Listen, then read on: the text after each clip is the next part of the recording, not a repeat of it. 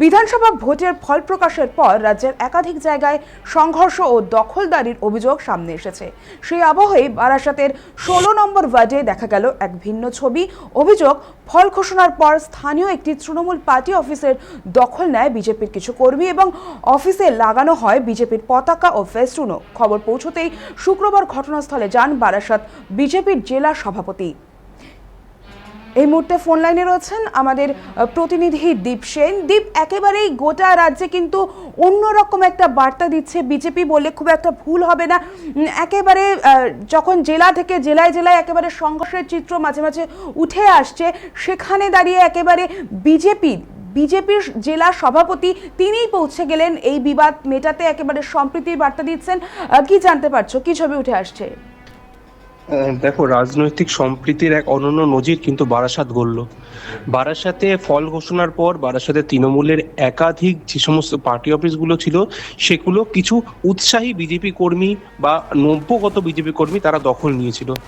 সেই দখল নেওয়ার পর যে সমস্ত তোমার পার্টি অফিসগুলো ছিল সেগুলো কিন্তু এক এক করে বিজেপির যারা নেতা কর্মীরা রয়েছে তারা কিন্তু ফিরিয়ে দিচ্ছে। সেই মতন কিন্তু আজকে বারাসাতের ১৬ নম্বর ওয়ার্ড বিধান মার্কেট এলাকায় একটি পার্টি অফিস ছিল তৃণমূলের, সেই পার্টি অফিস কিন্তু ৪ তারিখের পর দখল হয়। সেই দখল মুক্ত করলেন কিন্তু বারাসাত জেলার বিজেপির সভাপতি।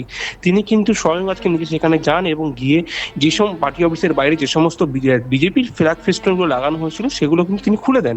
খুলে দিয়ে তৃণমূলের যিনি ওখানকার কাউন্সিলর রয়েছেন ১৬ নম্বর ওয়ার্ডে, তার হাতে কিন্তু সেই পার্টি অফিস হস্তান্তর করে দেন এবং আর তিনি কথা দেন এরকম যে সমস্ত পার্টি অফিসগুলো দখল হয়ে গেছিল সেগুলো কিন্তু তারা এক এক করে ফিরিয়ে দেবে। কারণ বিজেপি কোনোভাবেই কোনো রকম তৃণমূলের পার্টি অফিসে হাত দেবেন না। একাধিকবার রাজ্য নেতৃত্ব যেমন আশ্বাস দিয়েছে বা হুঁশিয়ারি করেছে কর্মী সমর্থকদের যে কোনোভাবেই তৃণমূল কিংবা অন্য কোনো দলের পার্টি অফিস দখল করা যাবে না, সেই হুঁশিয়ারিও কিন্তু বারাসাতের জেলা সভাপতি তিনি নিজেও দিলেন। বিজেপি কর্মীরাদের একদম স্পষ্ট করে তিনি জানিয়ে দিলেন কোনো রকমের পার্টি অফিস কিংবা কোনো রকমের অফিস কিংবা কোনো রকমের বাড়ির ওপর আক্রমণ কিংবা দখলদারি বিজেপির কোনো নেতা কর্মীরা করবেন না। যদি করে থাকে তাহলে তাদের বিরুদ্ধে দল এবং প্রশাসন অবিলম্বে ব্যবস্থা নেবে। ধন্যবাদ দীপ আমাদের সঙ্গে থাকার জন্য।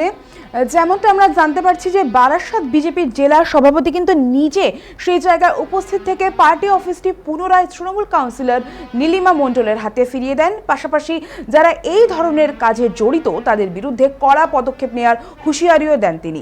রাজ্য জুড়ে রাজনৈতিক হিংসার আবহে বারাসাতের এই ঘটনাকে ইতিবাচক বার্তা হিসেবেই দেখছেন স্থানীয় বাসিন্দারা।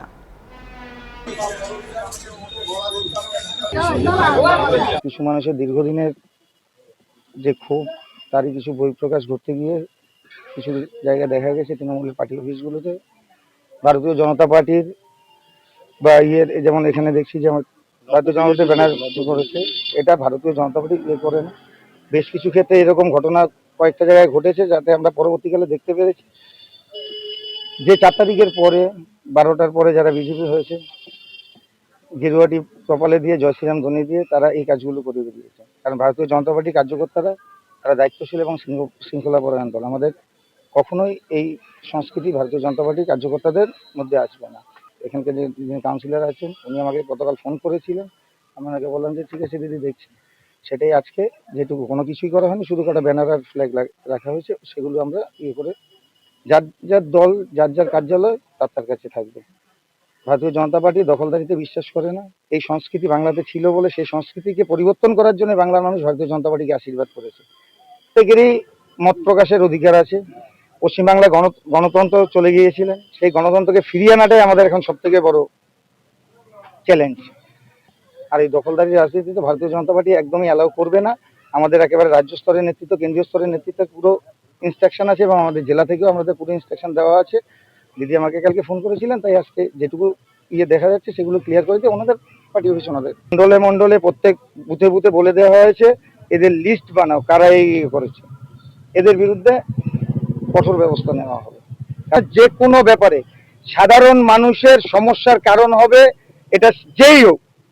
যদি পার্টির কোনো কার্য করতে হয়, নব্য যারা এগুলো করছে তারা তো আছে, যদি পার্টিরও কোনো কার্য করতে হয় তার বিরুদ্ধে কঠোরতম ব্যবস্থা নেওয়া হবে।